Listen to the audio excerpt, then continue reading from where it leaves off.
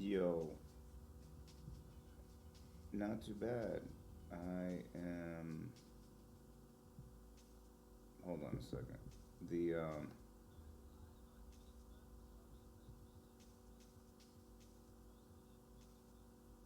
Gotcha, gotcha. Okay.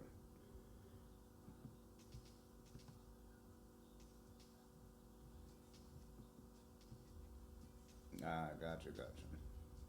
Okay. Um, well, I just launched the show on YouTube, so we don't have anybody actually tuned in yet. And I've just got some music playing right now. But we can go ahead and start though if you want, whenever you're ready.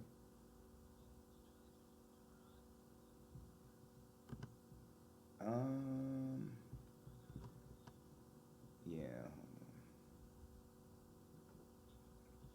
yeah. Hold on one second.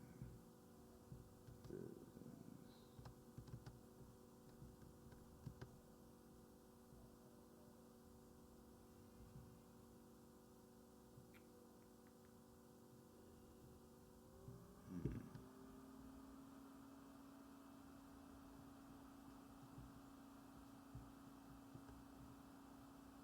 Okay, hold on.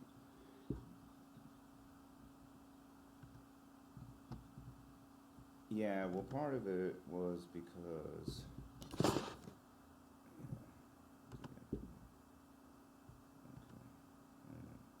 it's because it was already being used by my studio stuff. So hold on, let me. I just changed. Yeah, yeah. We can't access it. I don't. Yeah, but I should be able to. Hold on, let me. I'm trying to webcam on. It's saying I can't access. Hold on, let me. Can I try? How do I get back? How do I Can I refresh this? Yeah. Yes. Yeah. It says allow, but it thinks like my studio stuff is still using it. Yeah. So I might need to do that. Let me just try refreshing your.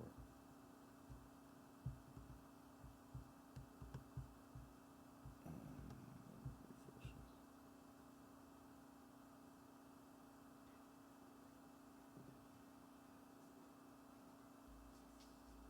Do you hear any music from me?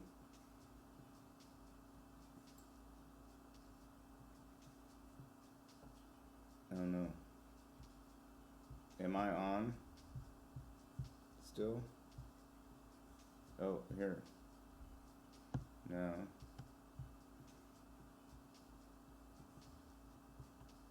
There. Bam. No. Do you hear music on your webinar? Okay.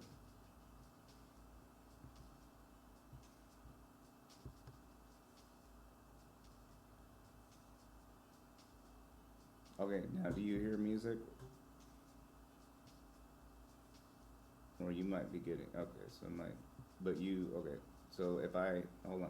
Can you still hear me? Wait, hold on. All right, I'm gonna introduce the show for the Boyd real quick, and then I'm gonna bring you on. Because I don't even know if I got one person on, wait, watching. Is that you? Oh, well, there you go. We got one person. All right, very good. And then I'm gonna basically bring your screen onto the show, is what I'm gonna do. All right, cool, man. I'm gonna introduce it, and then I'm gonna zoom you in, or whatever. Let me know if you have any trouble. All right, see ya.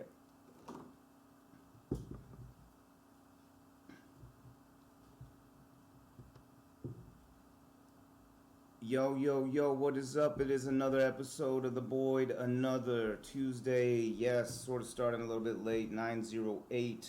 Yeah, 9:08 p.m. But I got Josh K in the house and Separock Beats as per the usual. Hold on one second. We should have some better. We should have some better technology now. Everything should be okay. All right, so folks at the folks that are on YouTube with us, hopefully you can hear everything. Let me see what we got. If there's any feedback, got one person on. It looks like. What is up? And I've got Josh K on the show with us, and he's also streaming live. And hopefully, can you? Oh wait, hold on a second. There's something going on with this.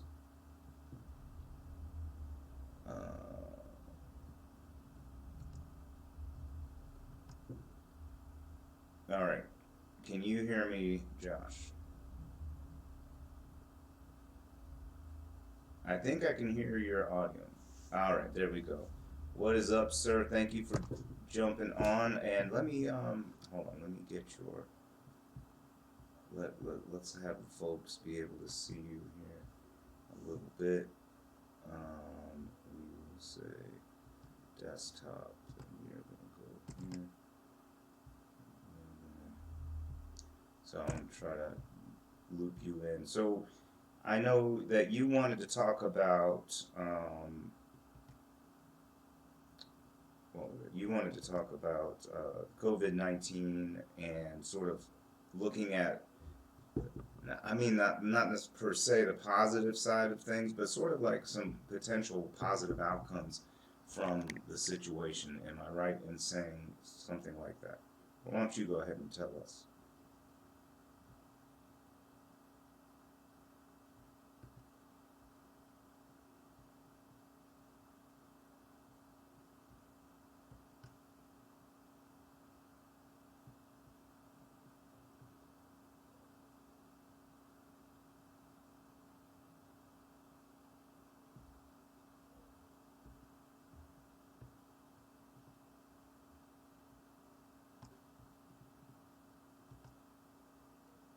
Hmm.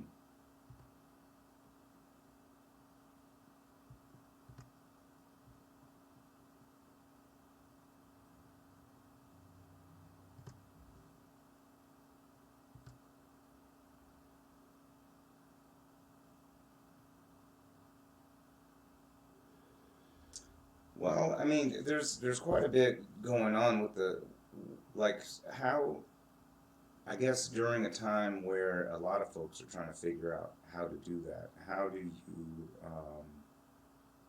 I guess, how do you um, set yourself apart? You know, I believe in, there's the economic concept of efficient markets theory, where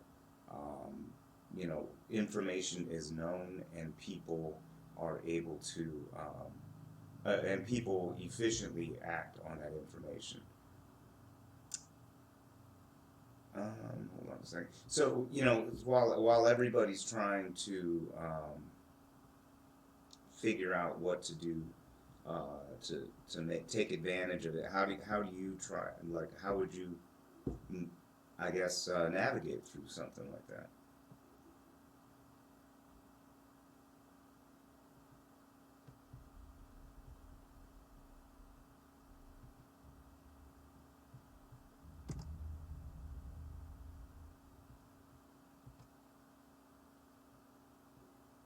Mm.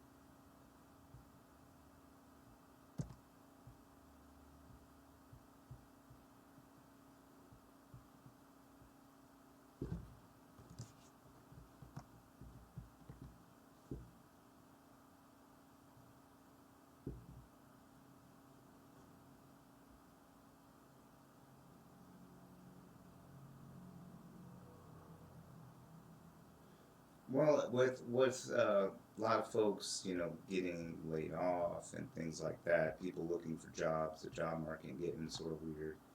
What what's gonna be the next sort of phase in the economy? We've sort of seen. I mean, people are probably going to be looking at trying to start their own businesses or taking advantage of this time to maybe retool their skill sets. But at the same time, what's going to emerge as the, I guess the way to go? I mean, I don't know. I guess is there some kind of blanket advice that you could give some folks as far as sort of finding out how you can best maximize your own skill set, or finding what I mean, I think there's a lot of people that probably have to really question if they don't have their job right now and the job prospects are pretty lame. um, what what should they do? You know what I mean? Like, there's somebody out there that yeah, go ahead.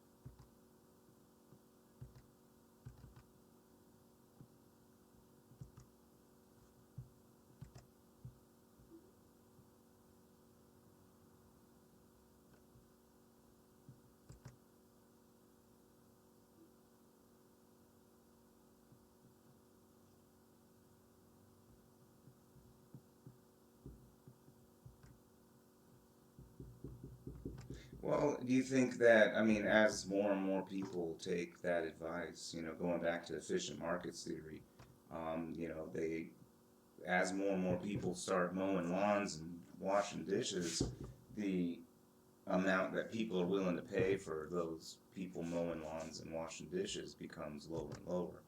And then it becomes, so what stops it from becoming a race to the bottom, which we've seen happen before. And then, like, well, I mean, as you go through, like, as the economy goes through its motions, etc. You know what I mean?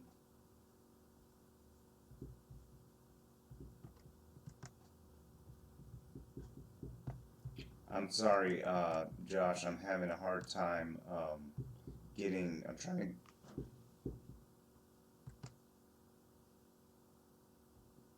What was that? Hello? I couldn't.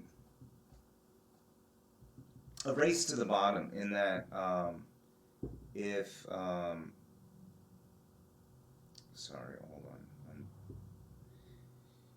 If like there's more and more people in the market, supply and demand kind of thing. If there's more and more people in the market, then how do you how do you stop the market from basically cannibalizing the workforce in a way?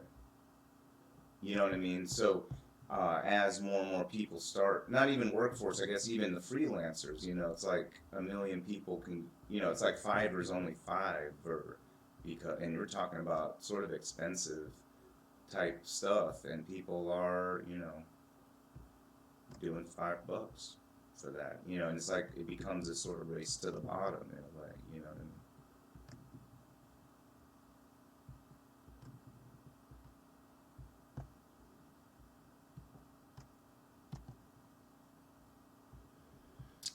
Yeah, I mean, it's just a supply and demand because, one of the things I was arguing with this dude on Facebook about some Ayn Rand post. It was like some, like, freaking, I don't remember. Hold on one second. I'm trying to get it so my audience, I guess they're just going to have to deal with this. It's sort of a weird, I don't know. Is there a way to make the window, like, your, this, the big marker full screen?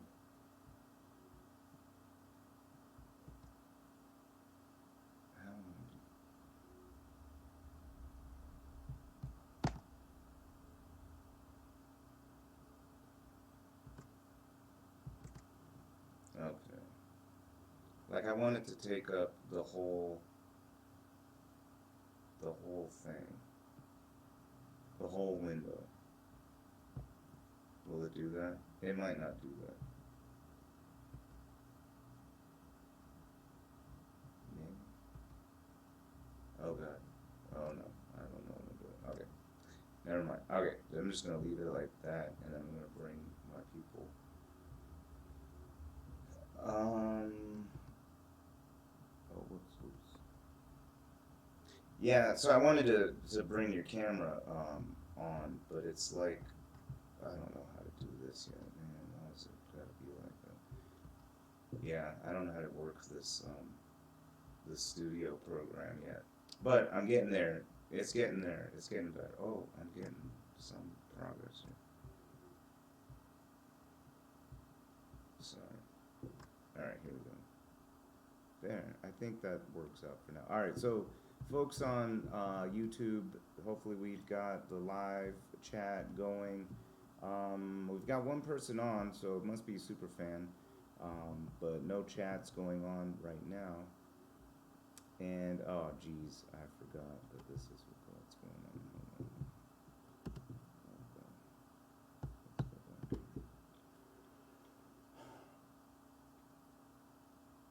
Having display issues because of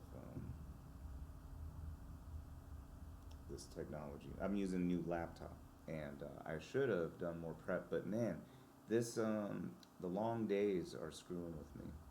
You know what I mean? I didn't realize it was so late, and then next thing you know, it's like late, and the show must start.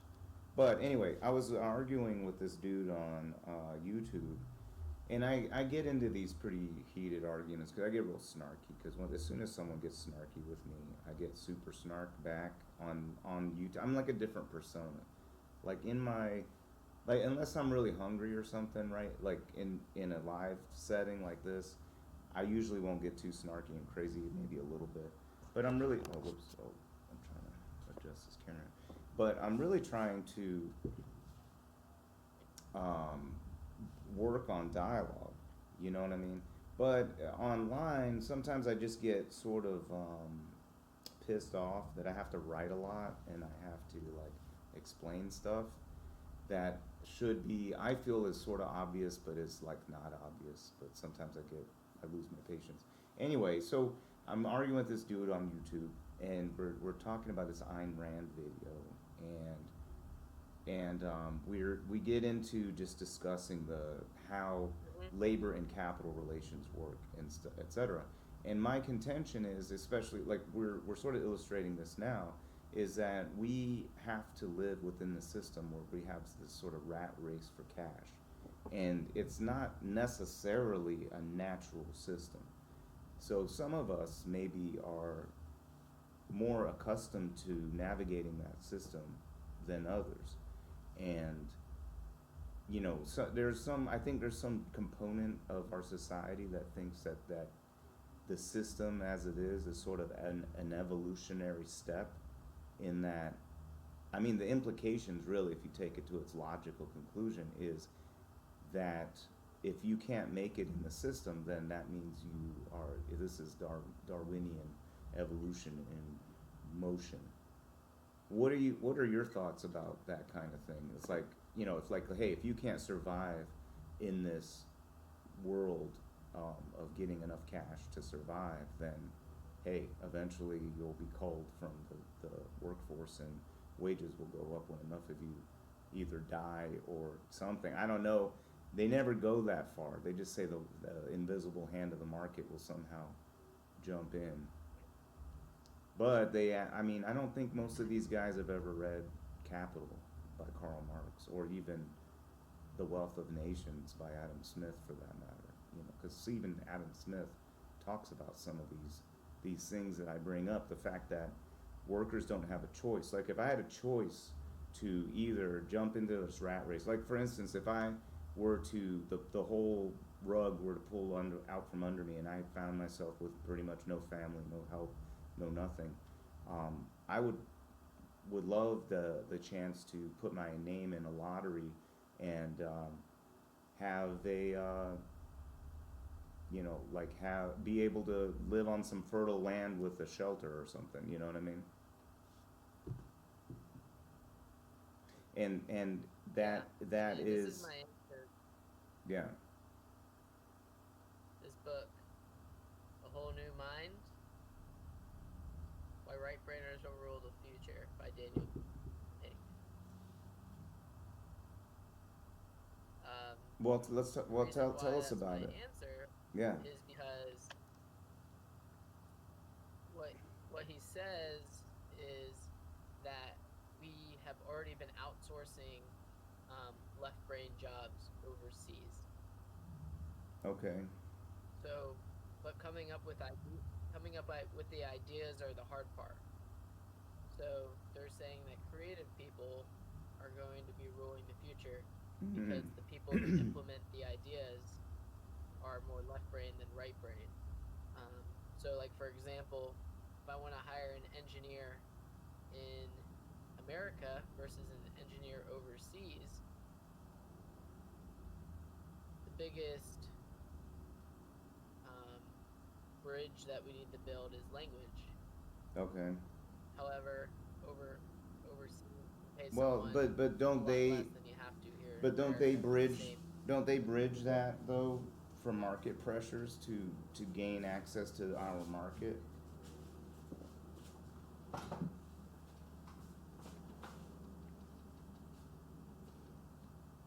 The overseas companies. Yeah. Or the people, yeah, at least the people.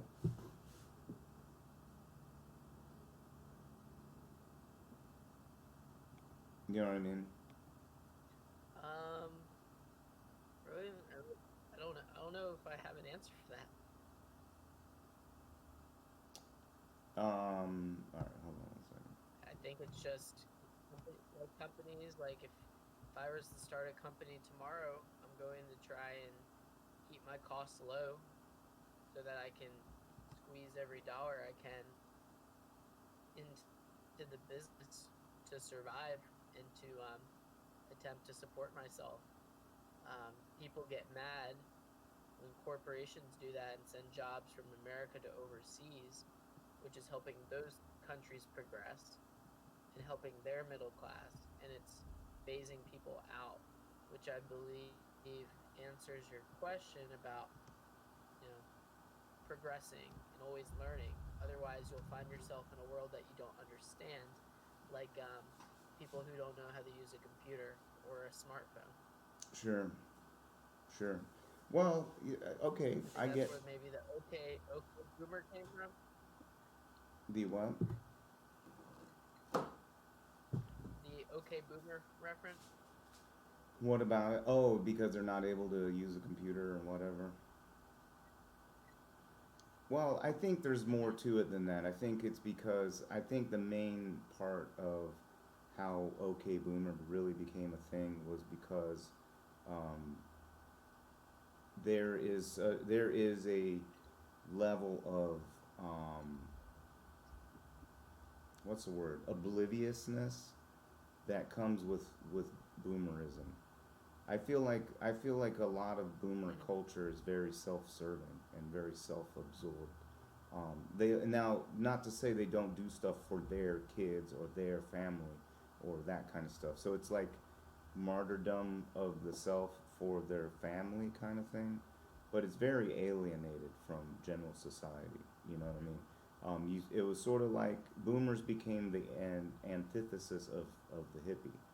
They all sold out basically. You know what I mean? So some of the hippies and those guys that are talking about more like living in a society as opposed to, you know, using neoliberalism as a Darwinian approach to human development, um, which is in essence what Reagan and Thatcher sort of pushed forward.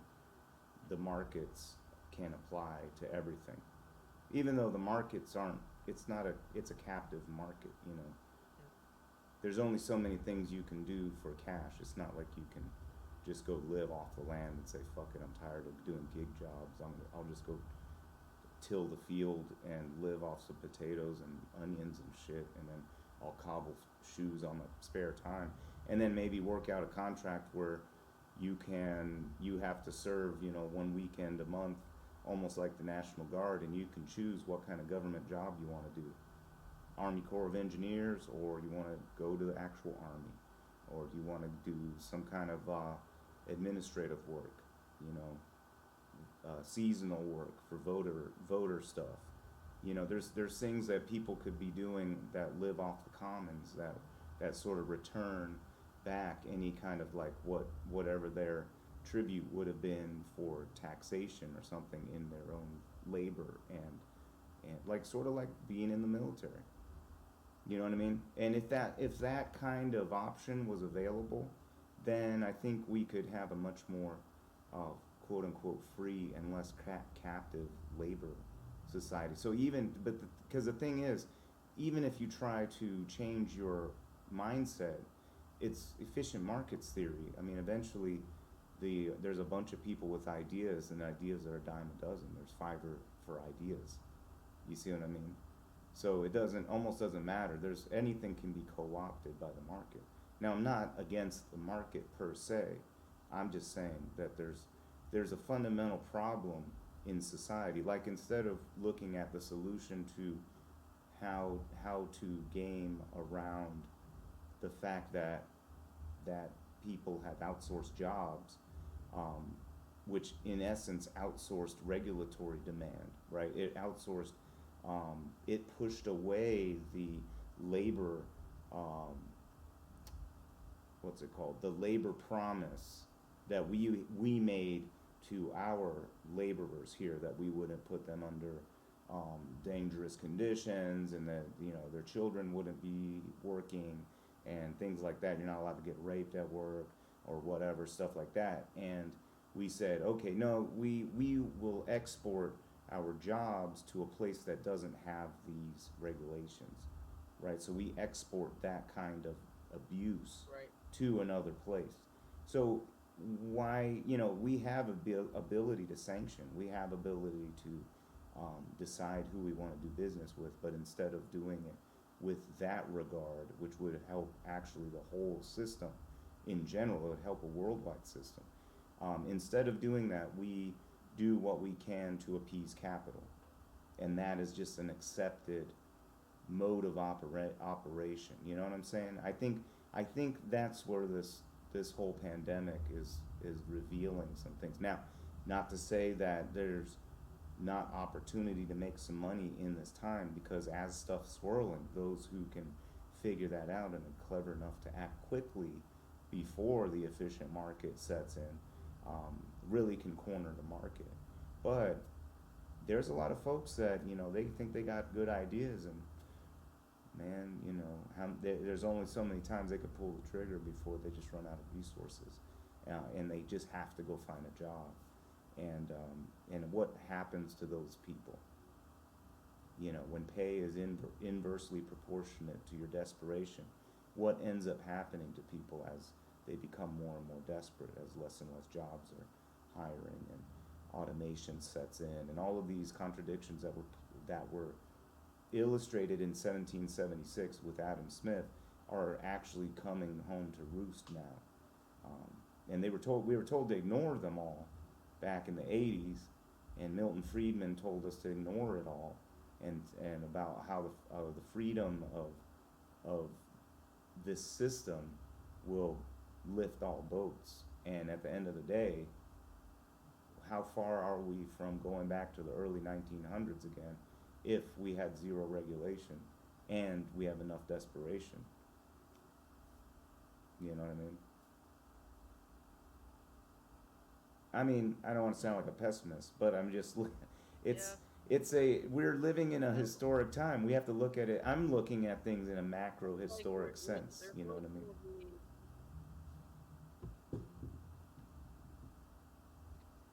There's always going to be people who play the victim and don't want to accept responsibility for their failures, rather than accepting failure as an event, not defining who you are. Well, even if you hold on, but you can even have failure and not be a victim, but you can still fail, and failure still has cost. And I mean, how many times can you fail? It's like, oh, whoops, sorry, I have to sit.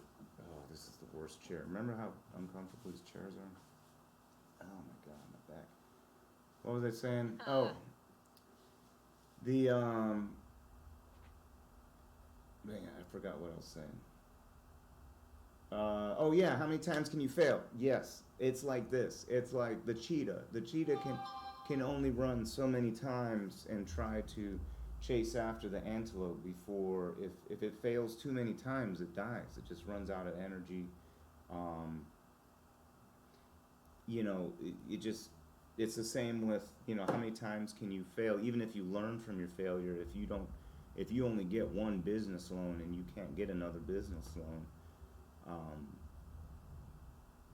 because time is of the essence, because you have to, pay for shelter and food, and your kids are hungry, and whatever, you know what I mean? So material reality sort of sets in, and you can only fail so many times. So, I mean, and that's the thing is it's this constant sort of battle in the market as it is, you know what I mean? And without, and I don't really trust the government. I don't think we should have to rely on the government to set the stage for things. But at the same time, we are not, the private sector is not setting any good precedent either. You see what I mean? So there has to be a better solution. I think that this whole pandemic is illustrating that there's a new, I don't know, there's a new paradigm that's probably going to emerge. I would argue in times of stress and desperation, that's when the best ideas happen. You know, you don't have a choice. And when you don't have a choice to survive, you innovate. Right. Oh, by the way, we had 3 people, but now we got 2 people on, and we have superfan Chris and Izzy Miller. Thanks for joining, Izzy Miller. We don't have any questions. If you have any questions for Josh, or you have any input, please by all means jump in and discuss, and add to the convo. Yeah. So. Positive. What was that? We're getting positive? Is that what you said?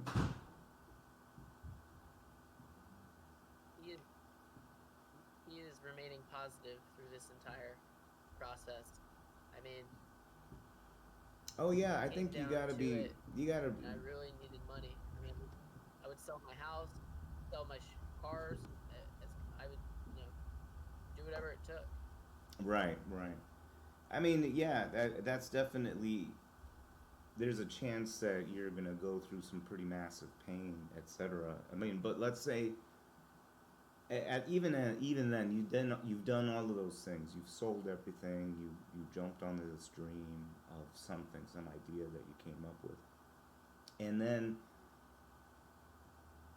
it just, I don't know, maybe you suck at it and you fail at it and you realize through your failure that you sucked at that. But now you've sold everything and you have no resources. Now what? And now, you see what I'm saying, is now you almost by default, other than maybe if you can somehow capitalize off your failure, that someone else would pay you money off of the what you learned from failing, then what what will you do next? You know what I'm saying? Now you enter into the fray of people who are on the race to the bottom.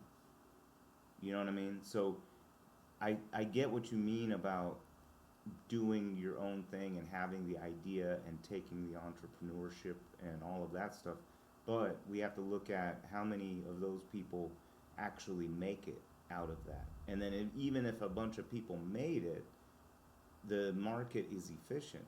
And so if the margins are already small in a lot of places, how do we how do we get around that?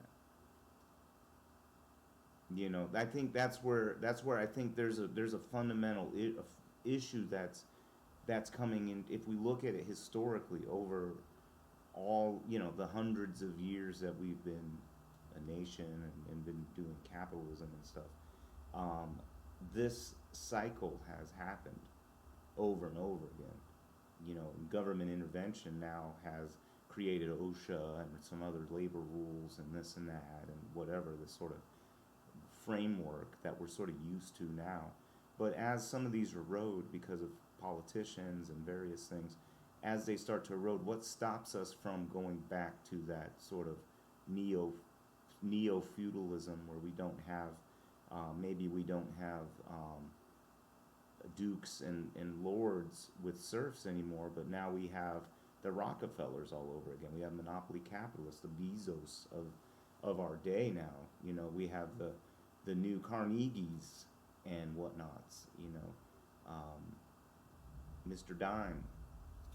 I mean, even Bezos doesn't hand out dimes to kids. So I mean, he's not even as nice as Rockefeller. We know about Rockefeller. You see what I'm saying? So we are now entering this new era, and those were historic times. This is my opinion.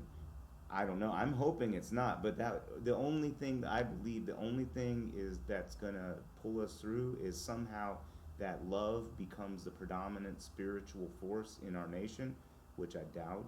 And number two, which I hope, I do hope, and I'm on the side of love. eh, But I feel like this nation is in a critical spiritual. I mean, it sounds sort of soft and weird to talk about this in a financial and economic discussion, but I feel like because of this spiritual butterfly effect, either it could go right or go wrong. And if it goes wrong, we are going to embark on a right wing, inverted, authoritarian, corporate controlled state, right? And surveillance state, by the way.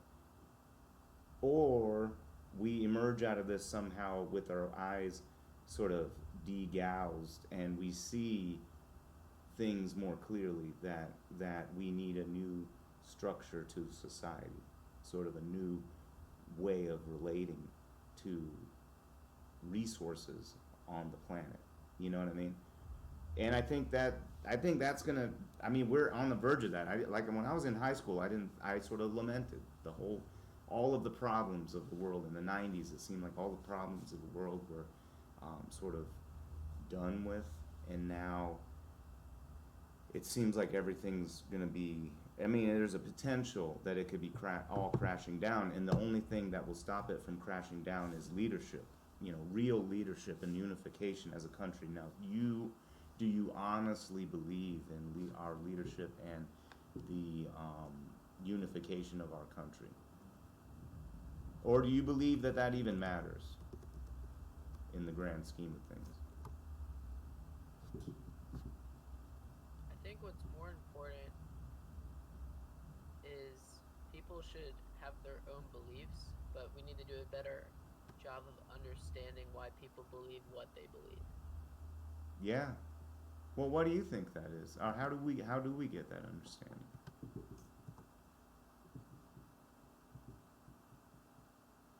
You just gotta be willing to learn about it, willing to accept other people's cultures and learn why it's important to them. Not Well, just I like, mean, oh, you don't believe what I believe? See there's ya. The heck you, I can't be your friend. yeah. Well, how do you stop that? Because we have a lot of different cultures within, not a lot, but there's some predominant cultures or sort of ideologies out there that aren't open at all to acceptance of any other mode of thought. You know what I mean? So how do you convey that message? I mean, and it Right. can be quote unquote right wing. It could be left wing. There's a lot of people who are just generally closed minded. I think there's a lot of tribalism going on, and a lot of people identify themselves, their human, who they are as a human, with whatever their political beliefs are. You know. I mean, you have to look into yourself and be willing to do the effort and the work. Well, that becomes a Most people question aren't too. What willing is to. the effort? What is the work? Most people. Sometimes Most there. people aren't willing to do that. Yeah, I think that's true, but I think also some people might not know what is the right path. There's a lot of different self-help gurus, different, I mean, you name it. There's a billion different people out there. So how do you parse through that as someone who's navigating this world? Like this whole show, really, I talk about it as sort of a fellowship of truth. So, for instance, one of the things that I think draws people to shows that you're on is that you're able to give them a perspective of reality that they feel is embedded in a truth. You know what I mean?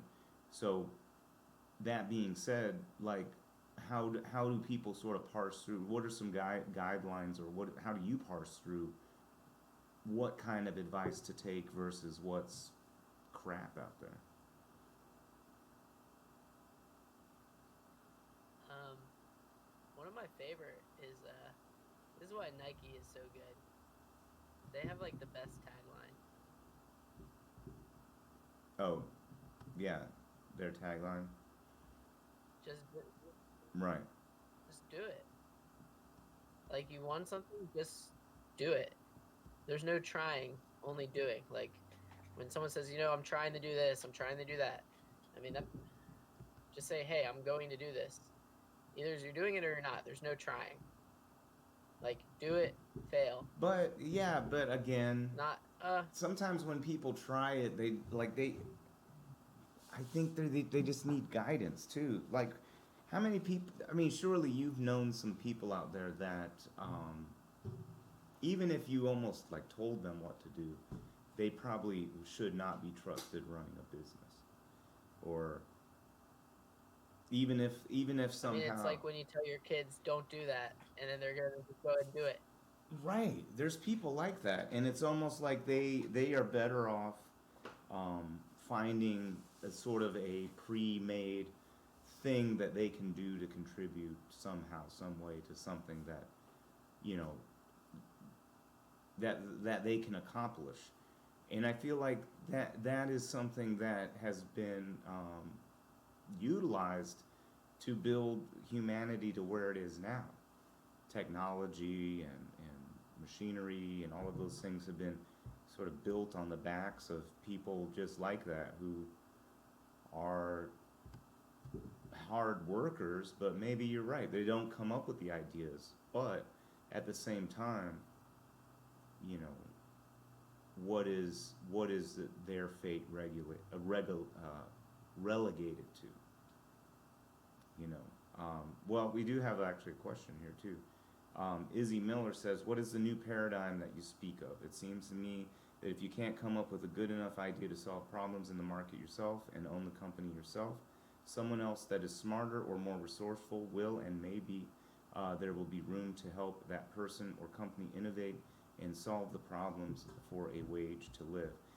Yeah, absolutely. And thanks, Izzy, for your contribution. A new paradigm would be a new relationship with between capital and labor. Basically, the way that I see it. Now, Josh may or may not agree with that, so I'm definitely not going to say that the views expressed by James on the Boyd do not necessarily reflect those of Josh. However, that's what I'm talking about. We've gone through a paradigm shift saying that, in essence, you're not allowed to own people anymore, and I believe that we should be going through a paradigm shift where you're not allowed to rent people. Now, you can enter into contract work or whatever with an agreed upon price and things like that. But even that, without the option to leave the system itself, without that option, we can't simply look at the wage market because it's a captive market. There's a supply of laborers that shouldn't exist that exists. So if the supply is high, then the wages automatically become low.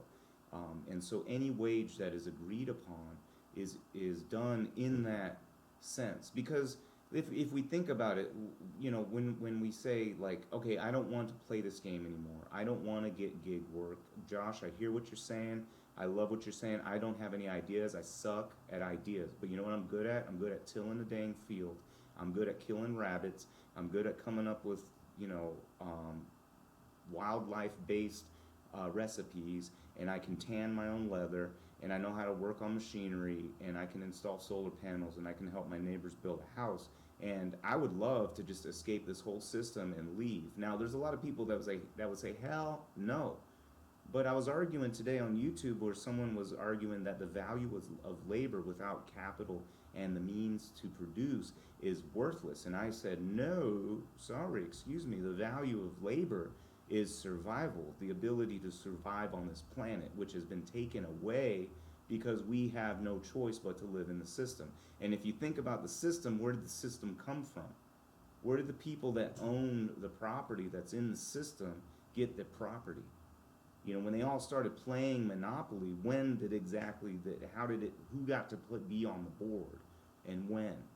It was like this musical chairs that was going on, and then suddenly we come up with the Constitution, we come up with, non-aggression pact and all sorts of stuff like that.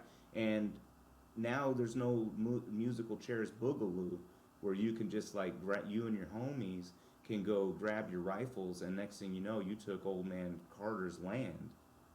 You know what I'm saying? Or you just battled the, Iroquois and knocked them out, 50 yards, and you and your buddies split, not 50 yards, 50 acres, 50 miles or so, I don't know, some absurd amount of land, and just whatever amount, and then you and your buddies parse it out and live on it and have a little log cabin. That existed at one time.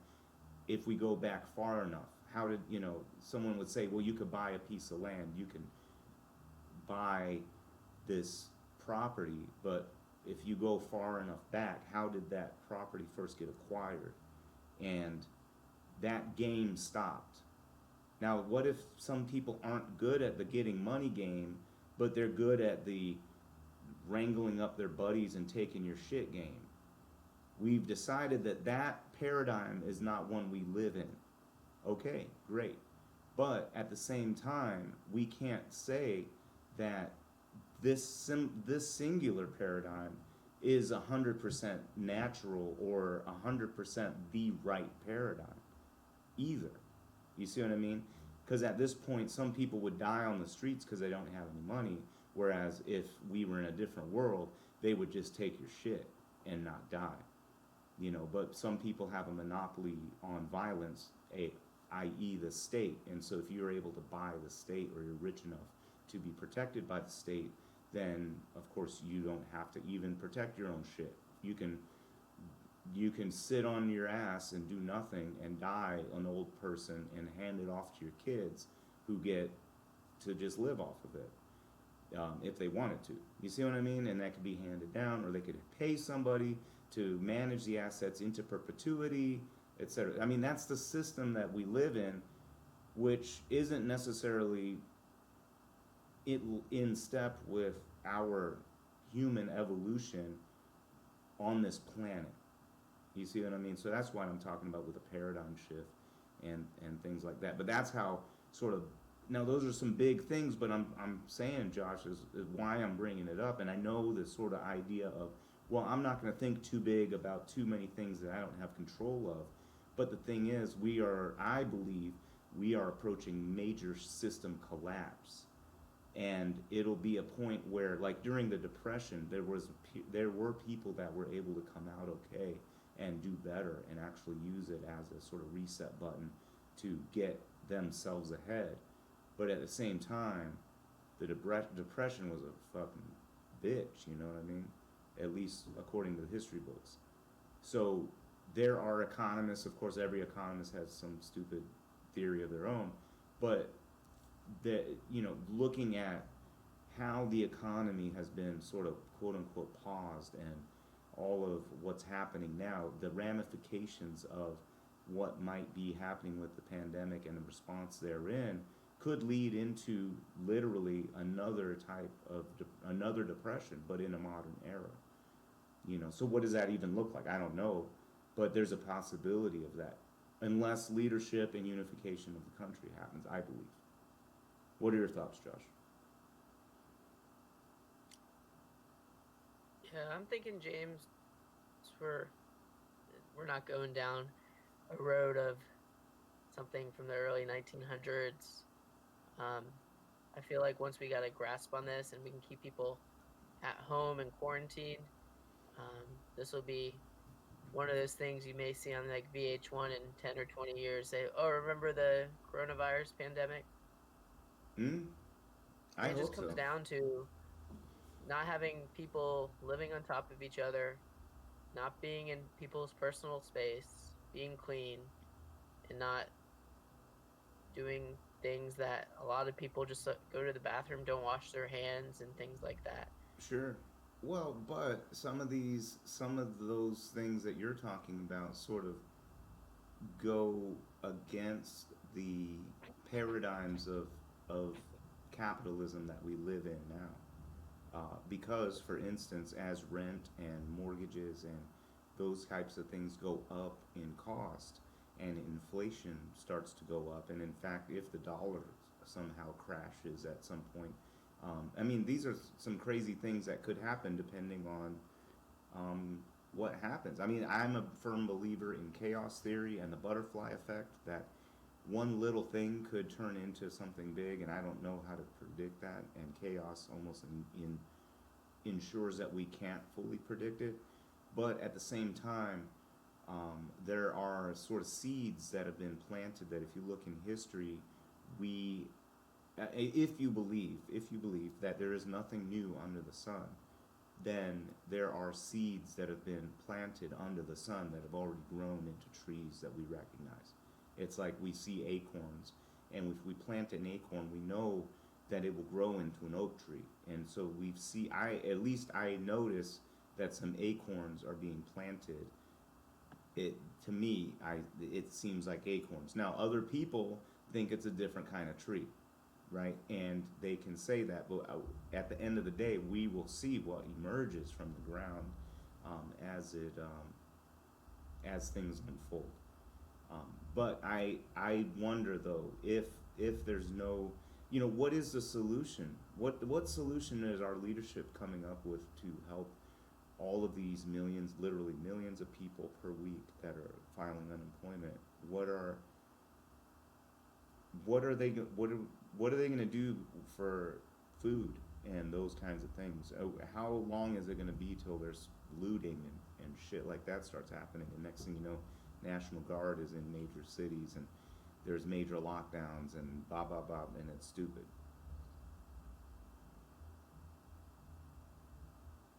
Like, do you think that Well, leadership's going to stop that from happening? Like, what are they it going to should, do? it should, it, sh- we shouldn't be there because like you should be able to reach out, ask for help.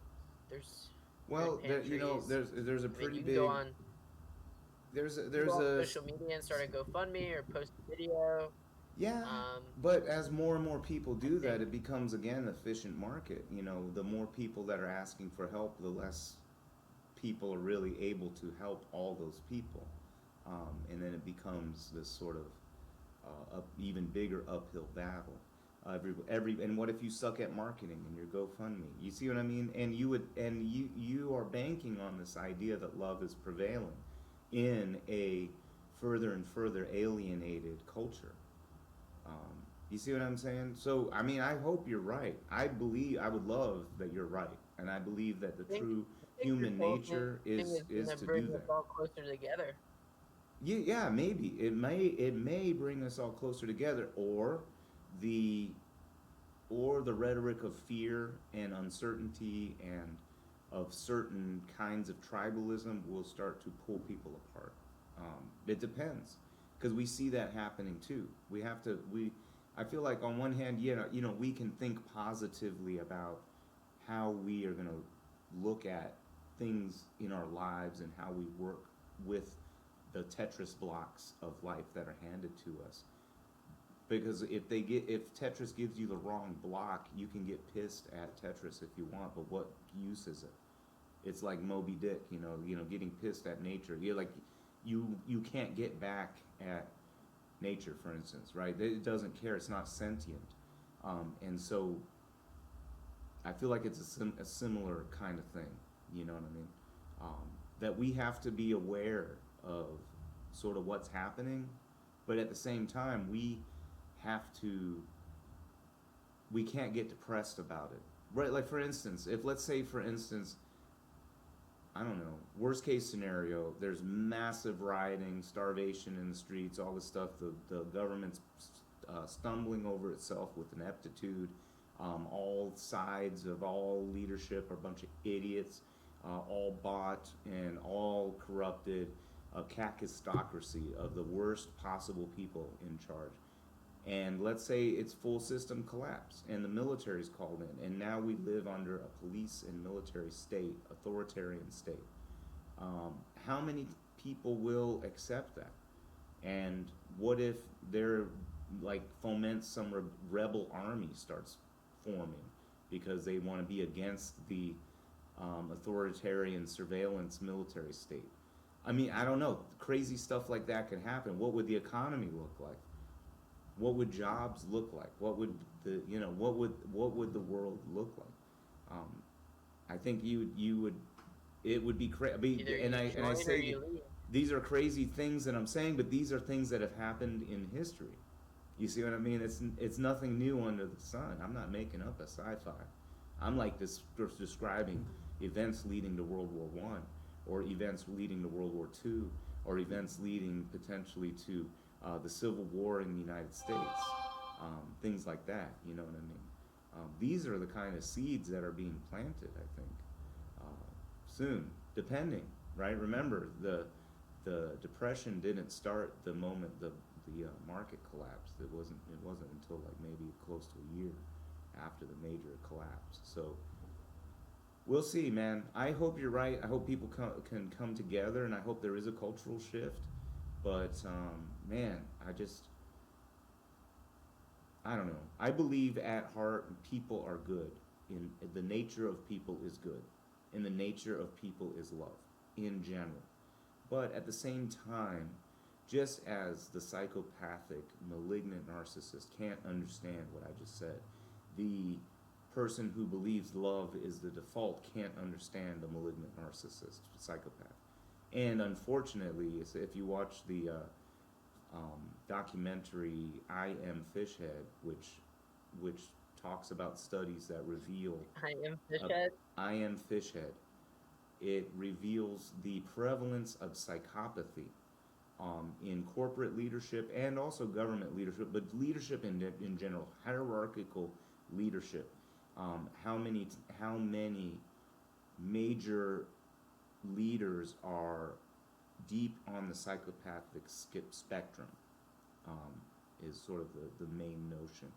And so, because, and then the question becomes why, and then sort of there's some people that come up with the answer like, oh, some of these guys are, the psychopath has their ability to step on other people, which is sometimes that's what it takes to become a leader, etc. And then the question becomes sort of reflective in that should we be looking up to these quote unquote leaders as role models, knowing that there's a high chance that they're a psychopath that doesn't have empathy, and those types of positions are actually You could be a psychopath. created for them. Yeah. You could be a psychopath for a nonprofit that raises money for underprivileged children. Yeah, 100%. They're using yeah. their Yes. You can. using their strategy for greater good. You could have what's it called? Pro-social psychopaths, for instance, who work within society because they figured out how to best positively work through society, and feign empathy and not do sort of vengeful things and stuff just because or whatever. I mean, that can happen, but also you have to look at some of these, that can also drive a need for more power or whatever. So, like, let's say, for instance, a nonprofit that's run by a psychopath that doesn't mind lying to your face and doesn't really empathize, they would also create the nonprofit that would grift you, like the cancer nonprofit that Trump put together that grifted a bunch of people of their money and didn't actually go to any. It was a children's cancer foundation, I think. He ended up having to pay like $5 million or some fine because it was a grift. So yeah, you can have psychopaths as leaders of a nonprofit, but there's no saying that it's actually for the good of other people, because almost by default the psychopath doesn't care about the good of other people. Now, if that person does get their self-serving needs filled, like through fame or something like that, then maybe they could, that makes more sense, that it would be beneficial somehow. But like if you listen to interviews of the Nestle CEO, you understand sort of like the epitome of I am Fisher. Or even looking at like Genghis Khan and people like that. I mean, some of these leaders are psychopaths, and a lot of people want to sort of identify human nature by these major events that, this clan overtook this clan, so that's human nature. But it's like, really, if we take those scientific studies about hierarchical leadership leading to psychopaths being prevalent, unless you get the philosopher King Marcus Aurelius, which is once in how many centuries, right, or millennia, right? And then, if that's the case, then you can't really define those actions by human nature. It's really the nature of the leader, who's probably a psychopath. You know what I mean? Anyway, whatever. It's a weird dynamic. I am Fishhead. Check it out. The reason why it's called I am Fishhead is because the fish, or they say the saying is the fish always rots from the head first, and psychopaths being the heads, supposedly. I don't know. Anyway, non pro-social kinds, I guess.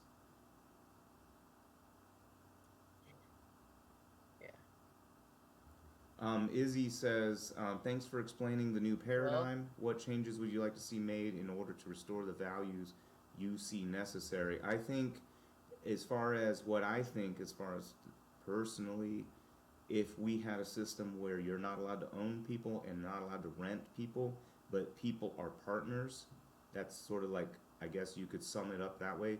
People are partners, just like a shareholder's a partner. If I give you money and you give me a share of your company, I should be able to give you years of my life, trusting your leadership, and that should equate to some level of ownership. Because it could be, unless we create a paradigm where I have a choice to not play the game at all. Because if people who are the owners of the means of production or owners of the resources know that I have no choice but to find a job somewhere, and maybe their job is one little tiny iota better than some other job, or maybe it's not, it's just as crappy, and they have no incentive to give me a better job because there's like a million people waiting in line for the same job.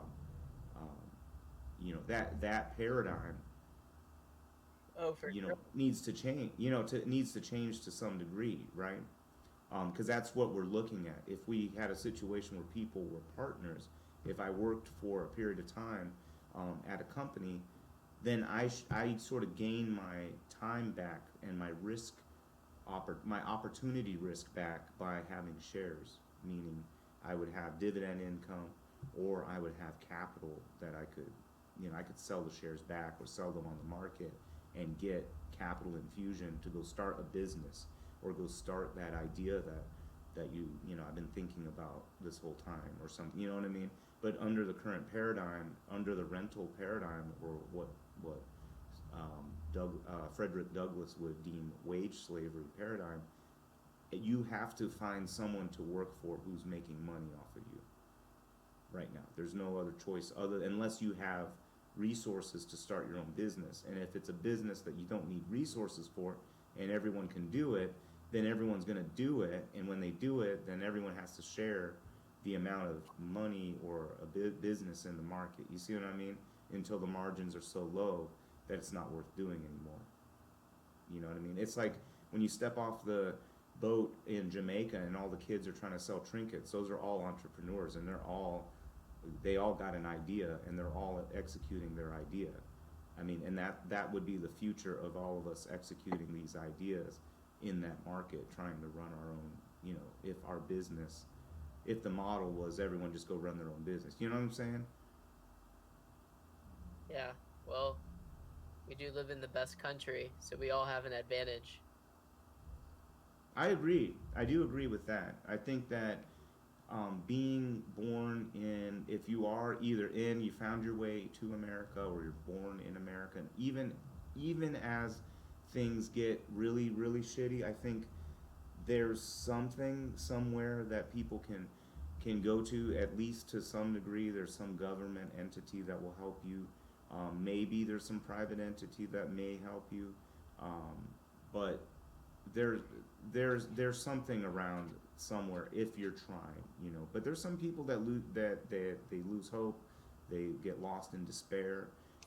There's some of those people out there that you know they don't have, I don't know, I mean, there's I think there's something to, if we really are taking the gauze out of our eyes, we will see why there is a suicide epidemic. We will see why so many people are taking their lives in despair, because this is a system that doesn't have a safety net for these people. You know what I mean? And maybe you're right, and you could be 100% right in that they need a mindset change. But without that guidance, if someone doesn't get that message in time and doesn't know how to fulfill that guidance, what happens? And I think that we forgot that even these people that don't see it, that haven't changed their brain, and that maybe haven't heard that message, that even those people, they're our brothers and sisters, and we got to figure out, how do we also watch out for them? You know what I mean? Yeah. Yeah. Help help other people get what they want, and you can get what you want. Right, right. And the thing is, we have all these billionaires. Why aren't they just helping everybody? What's going on with that?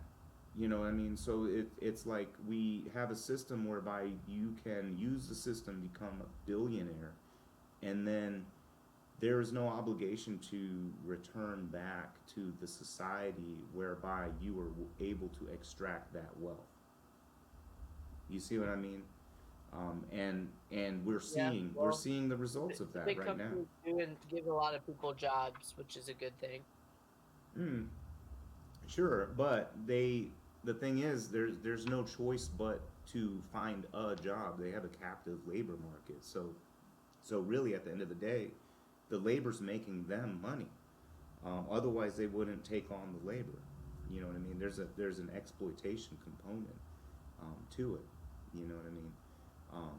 Because it's like the boat needs the water to float, but the water doesn't need the boat to be the water. You know what I'm saying? Like humans can live on the earth without producing some kind of product with their labor. Like I said, they can till the land, they can work the land, and you right now you have to find a way to be exploited enough to where you can save up enough money to buy yourself out of exploitation and live on the land.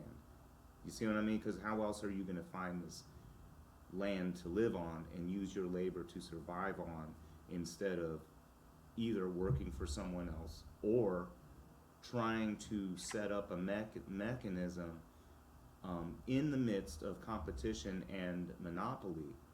Um, you know what I mean? So, I mean, just look right now. People can start businesses right now, but yet, what's the failure rate of business?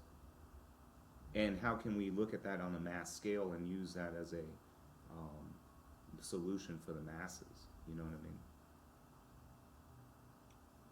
Are businesses failing, or are people just closing down their businesses to start new ones? Well, I don't know. You tell me. I mean, when people look at new the success rate of 3 year success rate or whatever a number of year success rate of businesses, um, what is it or failure rate?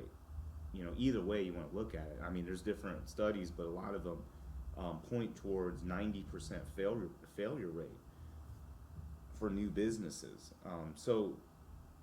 Or at least within, to be able to last more than a couple years or something like that. Excuse me. The more number of years, of course, the higher the failure rate. But that's the thing is there's a lot of. I mean, people, like I said, people can start their own businesses now. There are reasons why they're not doing it, and part of that is the efficient market, margins drop, Man. and People things don't like want to that. fail because they think people will judge them if they fail. That's But true. when it comes down That's to it, true. you're gonna have to fail. That's true too. But we also have to look at the paradigm by which in order to fail, you have to have enough resources to at least make that launch. You know what I mean? You have to have something to fail at, right? What is it? Like fail at what? What is it? What can you do with zero resources and including skill? Because sometimes to acquire skill takes resource, money, time, stuff like that. So if you are constantly working to try to survive, how do you accomplish that? Go to the library, get a library card. Yeah, you could definitely do that. But some of those things, you need accreditation for. When you apply for a job, or I don't know, even if you enter into the try to start a business, you have to go through some kind of certification process, blah blah blah. You know what I'm saying? But people can do it. Not to say people can't do it, but again, is that the solution for the majority of people? Or is that just for some of No. us? And then the rest of us, what are we going to do about our brothers and sisters that aren't as smart or as many ideas or whatever? Hope smart people keep making new companies for people to work at, because there's leaders and then there's followers. Yeah, there is, but what if the only thing driving the market and driving those companies is profit? If that's the case, then And they will fail. And then those companies will fail. how so? People will invest in different companies Well, because there's lots of options. if they're getting, oh, you mean, well, I mean, but then if you have this big company, usually they tend towards monopoly. So, I mean, especially if the big companies are, what's incentive do they have to give people more money so that they would have more money to maybe go start their own business or something like that? If anything, the bigger the company gets, the more bargaining power Well, it has. to Well, reduce wages. people have a fear of losing their money, so they don't want to risk it. So people get comfortable in their situation and don't want to leave it. Yeah, that's true. I think that stops people from making a move. Definitely fear. They don't want to lose what they have. Um, I think, but I think there's sort of a culture and some conditioning that goes into that, and hopefully they can break out. That's why we have folks. That's why we have the show. That's why I have you on the show to help hopefully have people break out of that paradigm, Yeah. etc. So Do we have any questions, James? yes, Izzy says, thanks for explaining new paradigm. Oh yeah, I said something. Okay, Izzy says, what if you decide to quit and don't perform well enough? I'm sure you know that owning any minority share of a private company means diddly squat and you didn't own anything. Through what agreement would you see this partnership working? Do you mean like stock options? What about for private company interest in your ideas? So yeah, those are some really good questions. So basically, yeah, you would own some amount of equity. So if you are saying that owning a minority share of a private company means diddly squat, then I guess all of these people who are that own any shares or even one round lot of any company are why are they doing? I mean, the whole stock market exists. It, I mean, I can't explain to you why people are motivated to buy stocks and invest in stocks, even though they're a minority shareholder. But it obviously means something because the markets exist, Nasdaq exists, New York Stock Exchange exists, and there are plenty of minority stockholders, and it means something to do that. So it doesn't mean diddly squat, especially if you look at employee stock option plans or stock purchase plans. People acquire and accrue over many years, decades of working. They have very intense stock option plans, even as a minority shareholder.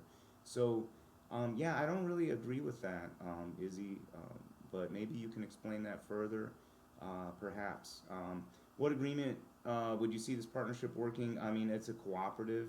These exist in the world already. There's a big one, Mandragon, I think it's in Spain. Biggest one in the world, huge co-op. So yeah, that there are different ways to organize in this. All right, Superfan Chris says, I think once this is all over, there will be many individuals who will never return to their jobs. Um, Not because they got fired, but because they were able to sharpen a skill set they had previously, but were never able to use due to being in their careers that they really didn't even enjoy. Being at home is allowing people to see how much they could do without going to 9 to 5 each day. There will be new business owners sprouting from this. And I think that sort of goes along with the message that you were saying, Josh, that people will Yeah, for retool, sure, reskill, and 100%. find their, but they have to be motivated to do that, and it may take some sacrifice, especially um, in these times where there's a lot of uncertainty, especially if you were a I mean, wage worker. I'm saving so much money. I don't have to drive. I can walk to the grocery. I go out in the backyard and work out, or in my house. Yeah, I So mean, right, it's a much simpler world. But but look at we are social beings. So right, not being around people is the hard part. and what's going to happen to all these businesses that couldn't make it um, through this, and I guess it's like, yeah, there's gonna, I mean, I think that this is what I'm afraid of, that people will, um, what's it called? That people will, I just lost my train of thought. I don't remember. Anyway, um, yeah, People I will don't remember. fail and give up, and then people will fail and Oh, no, that there come will up be with more better ideas. consolidation, that the people that already have money will just simply buy up everything, and then everyone else will just become their slaves, basically, because, Daddy Warbucks had the money and everyone else lost theirs. I mean, that seems to be what happens during some of these major crashes, though. You know, that there is these major consolidations. Cool. Well, I'm not sure I have much more to say this evening. All right. You got Well, anything? You got anything else you want to go over? well, Izzy went on to. Oh, she clarified something about stock options. She said, "Oh, what about?" Okay, I think I misunderstood what she said. What about for private companies interested in your ideas? Okay, so yeah, so I mean, there might be a de minimis type of situation as far as sharing ownership in the company, as far as stock markets for publicly traded companies, etc. Um, it's as far as smaller companies, yeah, there still could it may not mean that much, but then again, if the company does grow bigger and bigger, it could mean more and more. So it sort of depends. All right, so let's see what we got here. And it looks like Josh is off. Let me switch up this thing here. All right, so thank you, Josh. Sorry, I was in the middle of reading off some of these things. Looks like he dropped off. But thank you again for joining. And hold on. He's back on. Are you back? Hold on. Where are you,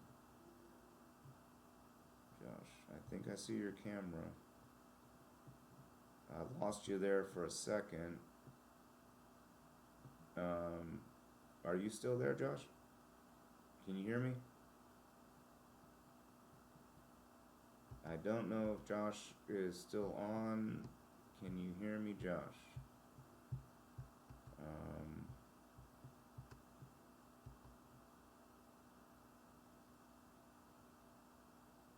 I don't know. Okay, looks like it has ended. All right. So anyway, let me transition back over. I think I've got a couple questions here, and it'll probably be ending the show. By the way, Izzy, thanks for jumping on the show today. Um, Great conversation. Please invite your friends. Invite folks to jump on the convo because it's always great to have some dialogue, especially from people that maybe have a different point of view. All right, so yeah, stock market is public companies. Yeah, so there are different ways to look at it. I think at the end of the day, the major thing is it's the same. But if you're going to stay a small company, maybe it is progressive. How these sort of how the regulatory framework parses out how maybe tax scheduling can sort of incentivize these cooperative type arrangements as opposed to exploitative type arrangements, which as corporations currently are. Um, those kinds of things, because we don't have a dynamic of actual freedom because we have a captive labor market. So this is an attempt to make up for the captivity of that market. Okay, so all right, so let's see. Izzy says owning minority share of a private company, didn't say public. So sorry. Thank you for that clarification. Um, as far as I mean, but then again, there are big like Fidelity Investments, private company, very large private company, owning some shares, even a minority share of that company would be very significant. So there's plenty of non-publicly traded companies that are very significant. That if you were to help build that company, even by working at a relatively menial, quote unquote, menial job, working at that company, the implication of the fact that you have that job in the quote unquote efficient market of capitalist hierarchical structure and structure in general of an efficient running structure and entity would thereby necessitate that your work and job was a necessary function. Therefore, you should be entitled to some amount of equity based on tenure. So I'm not saying just because you signed an application and they said, okay, you're hired, that you get equity. This is something that you would get over time. that you would. Oh, and Josh has jumped on the comment thread. No, thank you, Josh. Thank you, Josh, for jumping on. I know Chris, Superfan Chris says great input, James and Josh. Josh, you have been, like I said, you have been a requested guest. Many times people have requested to have you on. So thank you so much for coming on to the show. All right, so Izzy says owning minority. Oh yes, so it's public. Superfan Chris says that at least we know clearly what the essential workers slash businesses are. Definitely sort of brings into light the fact that the market system and wage system as it is now definitely does not reflect the necessity and importance of the people that make them, that do the work. Because just because you're able to make money doesn't mean that you are necessarily valuable per se. I know there's a lot of libertarians and stuff that think that way, but I mean, you could be a child sex trafficker like Jeffrey Epstein or something. I mean, yeah, basically, right? And make tons of money and live the high life and be heavily rewarded. But it doesn't mean that you're a valuable person in society. It just means you're valuable to the people that have enough money to buy you. And that doesn't even mean anything anyway. Really, the people that have the most money in the system that we have now are the people who are best able to exploit the people around them to make the most money off the people that are there, the people that are the customers and the people that are the workers. And by maximizing the amount that people spend and the amount that and minimizing the amount that you pay, you maximize your profit margin. And unless there's an incentive, right? What is it? Altruism? What's the incentive not to do that? Especially even private companies. What's the incentive? Especially if you have a captive labor force. And I think that's my main qualm with the system is you have a captive labor force that doesn't have a choice but to enter into some exploitative, relationship. All right, so let's see what we got here. Josh said, here's a cool story about Walt Disney's maid who ended up being a millionaire. That's really cool. If she ended up being a millionaire, if he gave her shares or somehow hooked her up, that's awesome. I wish that story could happen for everybody. I met a lady who's barely eking a living out in Virginia. Worked at Burlington Fabrics at their factory there in South Boston, Virginia, for like 20 plus years. She started it as a secretary when it was just this little tiny mom and pop shop, and was just one little office. And then she got to be there for 25 years, and then they got big enough to where they were able to export the jobs over to Mexico, and so they closed up the what's it called?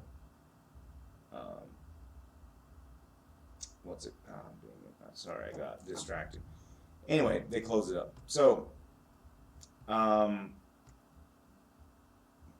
it, I just totally got distracted there by, I thought maybe Josh was trying to get in touch with me for something, but he's here, it looks like, because he got booted. All right, so Josh, a cool story about that. So yeah, I wish, oh yeah, so they closed the factory, laid her off. She didn't get any severance. The company still exists. So if she had 25 years worth of equity in that company, whether or not Burlington was a publicly traded company, it doesn't matter if they have enough money based on her working there for that period of time. She's working there. She helped to build Burlington to the point where they had enough money and capital to retool and go to basically offshore the job and lay her off. If she was able to cash in some equity or had some shares, then she would have dividend income off of that extra profit that was made off of her back. That they wouldn't be able to make that investment without her being there. Again, the fact that she was there at all was only because they were able to make money off of her. If they weren't able to make money off of her, they wouldn't do it. It's not altruistic. So those people that are quote unquote making jobs or creating jobs are not doing it because they want to make jobs because they love making jobs. They do it because those jobs are needed, because in order for them to expand and scale out, they need someone to fulfill that has some thing that they don't have the will, skill, or time or capacity to do. So they have to hire it out. So they right now we rent people instead of actually rationalizing this notion that if you have someone working on your project on you hired them to do that in a captive labor market, they don't have a choice but to find someone to work for, and they took a chance working for your ass. um, that is not because you have a big heart. That's because you're gonna make some money off of them. Otherwise, you wouldn't hire them. You see what I mean? And the thing is, again, going back to that guy on YouTube that said labor has no value without the means of production. The labor has a value of survival. So if I can till the field and grow some corn and potatoes and shoot some rabbits and go fishing, I can live off the land, and my labor will provide sustenance and survival.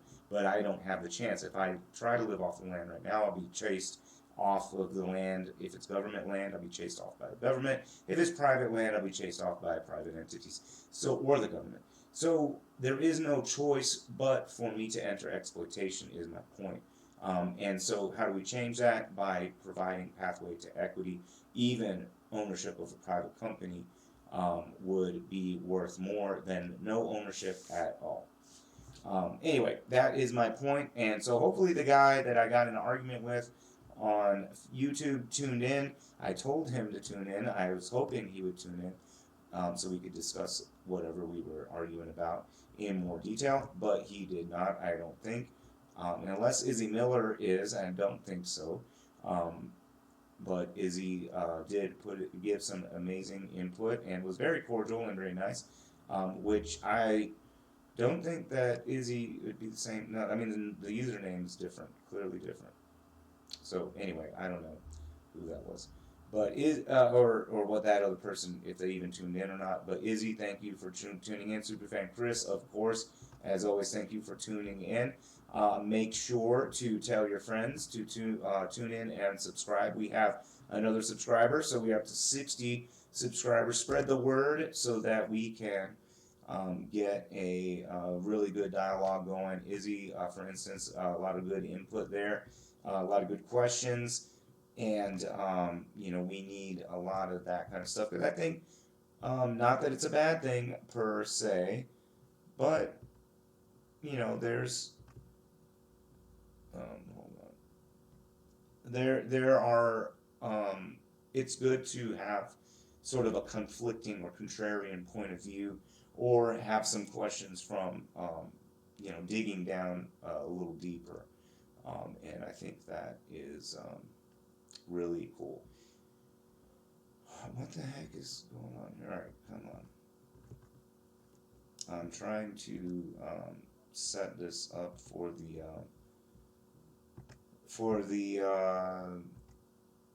void, but for some reason it's not working.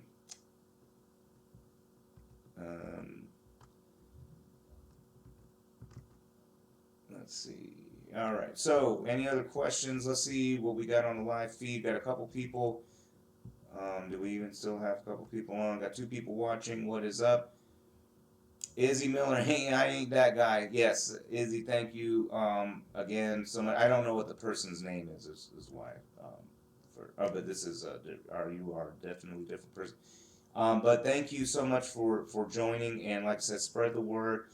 Great conversation. And by the way, if you have something on your mind that you want to talk about, Izzy, drop a line and we can talk about it next time. Hold on, let me turn this down. Why is it so loud? All right. Actually, let me. Still trying to work the what's it called a little bit.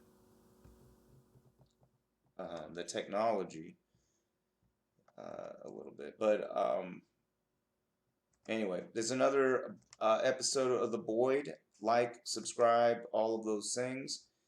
And definitely, there we go. Definitely make sure to tune in next time, next Tuesday, 9 p.m. Be there or be square. You know what I mean. And again, Izzy, thank you. Joshua, thank you so much. Mad blessings, thank you. And Superfan Chris, as always, mad props. Thank you again. And Seprock Beats on the track with Sunshined.